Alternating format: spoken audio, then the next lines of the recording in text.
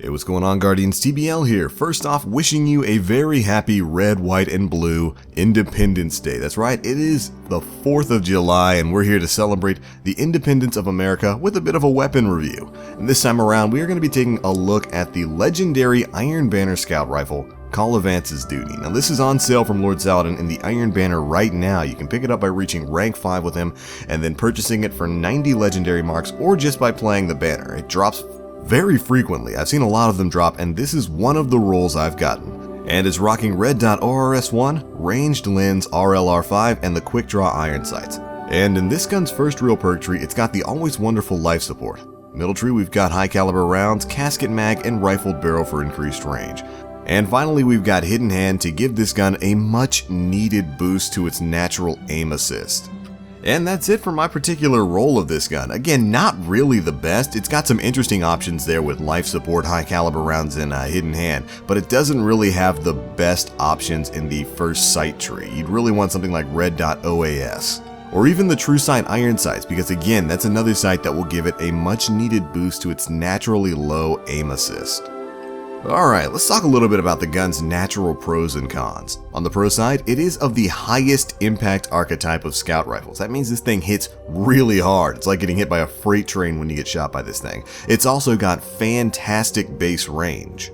So again, you're hitting at max damage pretty much across the battlefield, which is exactly what you would want out of a scout rifle like this.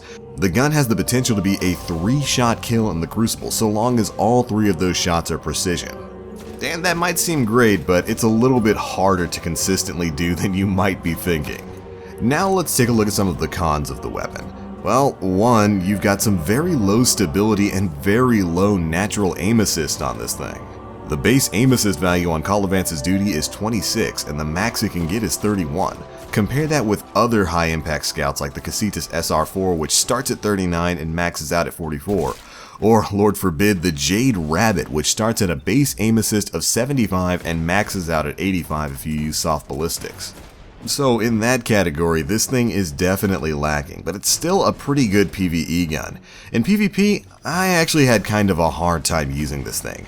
I really don't like the feel of high impact scouts in PvP. They just feel way too slow and way too demanding for me. And I really don't think the current state of the Crucible caters well to this archetype of scout rifle.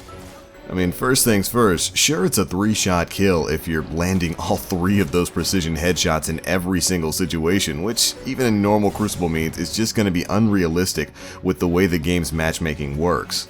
And Colovance's low aim assist doesn't really help with that.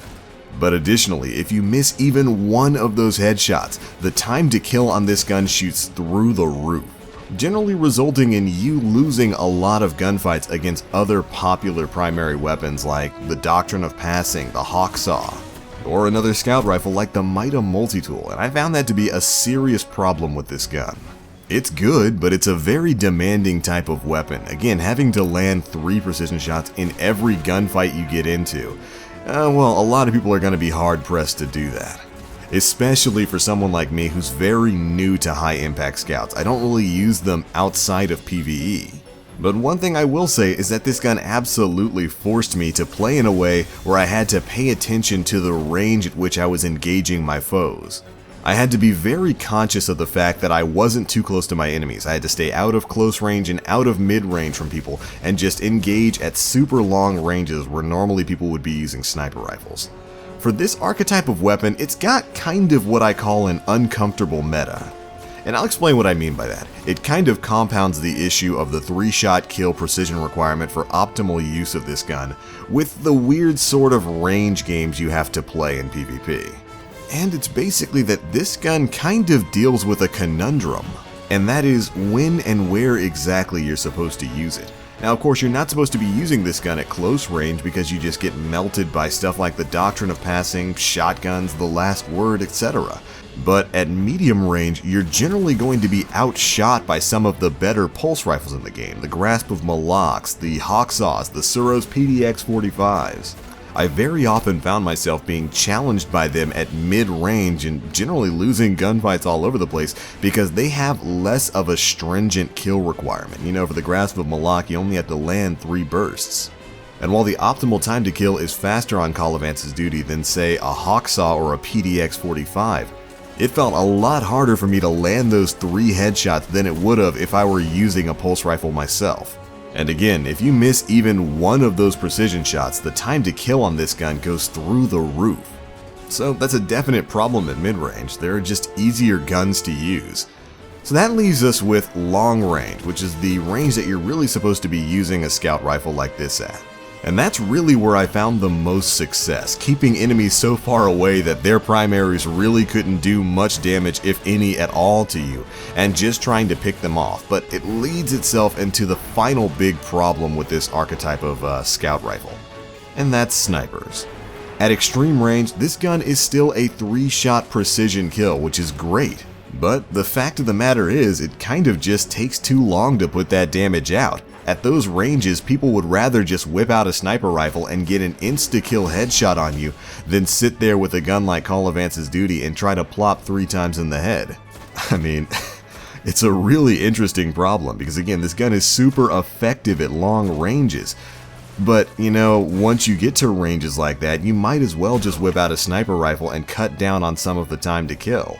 In my testing, there were several times where I was engaging with people at these long ranges, feeling really good about it because I know no other primary besides a scout rifle is really going to be able to hit me.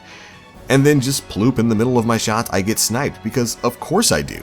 With the way snipers work in this game, and especially with the way aim assist works in this game, it's just much easier to use a sniper rifle at those ranges than it is to use a scout like this. I mean, even with high caliber rounds, which I put on specifically to be able to stagger snipers, it really just doesn't do enough to make this gun stand out. And that's the conundrum the Colavance's duty finds itself up against. At close range, of course, you're going to be getting melted by much faster weapons like Doctrine, the high rate of fire autos, shotguns, the last word. At mid-range, you're generally outdone by stuff like pulse rifles. And at long range, well, at long range, you might as well just be using a sniper rifle. It's a lot faster. And the 3-hit precision kill requirement just didn't feel as viable for me on this weapon. Now again, maybe that's just because I'm bad at high impact scout rifles in PvP.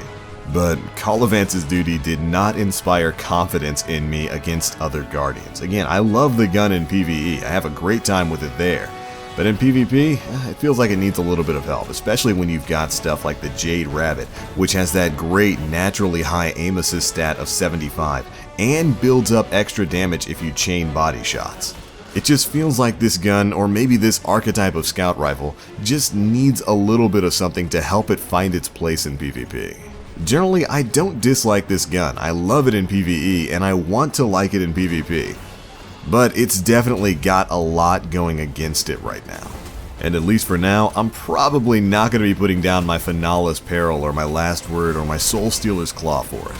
But alright, that's it for this review. Again, a too long didn't read version is basically this gun is really good in PvE, but in PvP, it's got kind of the problem of not really standing out at any ranges. It's outdone at close range, it's outdone at medium range, and there are simply better options at long range. But who knows, maybe I'm just using this type of scout rifle wrong. But alright, that's it for this one guys, thanks so much for watching, and if you liked what you saw here, do feel free to check out my channel where you can find a ton more Destiny videos coming out soon. Alright, I'm out for now. As always, I am the Black Link. You Guardians, stay frosty.